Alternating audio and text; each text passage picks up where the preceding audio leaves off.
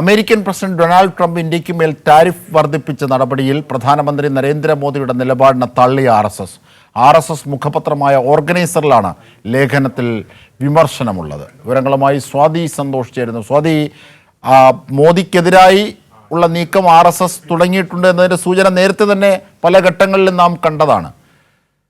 ഇപ്പോൾ എന്താണ് ഓർഗനൈസറിൽ പറയുന്നത്? ലേഖനത്തിൻ്റെ വിവരങ്ങൾ എന്തൊക്കെയാണ്?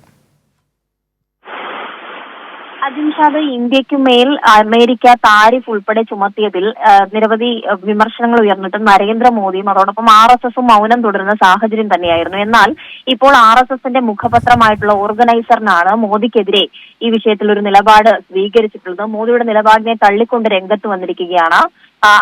അമേരിക്കയും അതോടൊപ്പം ട്രംപും ജനാധിപത്യത്തിന്റെ മിശിഹ എന്ന വ്യാജേനെ അമേരിക്ക ലോകത്ത് ഭീകരതയും സ്വേച്ഛാധിപത്യവും പ്രോത്സാഹിപ്പിക്കുകയാണ് എന്നാണ് RSS മുഖപത്രത്തിൽ പറഞ്ഞിട്ടുള്ളത്. അതോടൊപ്പം ഈ വ്യാപാര യുദ്ധങ്ങളും താരിഫുകളും ഇടപെടലും പരമാധികാരത്തെ ദുർബലപ്പെടുത്തുന്ന പുതിയ ഉപകരണങ്ങളാണ് എന്ന് ഇതിൽ പറഞ്ഞു വെക്കുന്നുണ്ട്. അതോടൊപ്പം തന്നെ ജനാധിപത്യ ലിബറൽ സംവിധാനം ലോകക്രമത്തെക്കുറിച്ചുള്ള എല്ലാ വാഗ്ദാനങ്ങളും വഞ്ചനാപരമാണെന്ന് തെളിയിച്ചുകൊണ്ടിരിക്കുകയാണ്. ഇതിൽ കൃത്യമായ നിലപാട് സ്വീകരിക്കേണ്ടതുണ്ട്. അമേരിക്ക കുത്തകയായാണ് ചില അനിയന്ത്രിതമായ ലോകക്രമത്തെ തടഞ്ഞു വെച്ചിരിക്കുന്നത് എന്നുൾപ്പെടെയുള്ള രൂക്ഷമായിട്ടുള്ള വിമർശനമാണ് ഇപ്പോൾ നടത്തിയിട്ടുള്ളത്.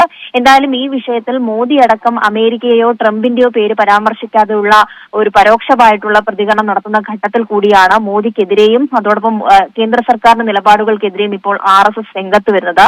മറ്റു പല ഘട്ടങ്ങളിലും ഈ താരിഫ് മാത്രമല്ല മറ്റു പല നിലപാടുകളെയും എതിർത്തുകൊണ്ട് പലതവണ RSS രംഗത്ത് വന്ന സാഹചര്യമുണ്ട്. ും ഇന്ത്യക്കെതിരായിട്ടുള്ള അല്ലെങ്കിൽ മോദിയുടെ നിലപാടിനെതിരെയാണ് ഇപ്പോൾ RSS രംഗത്ത് വന്നിട്ടുള്ളത്.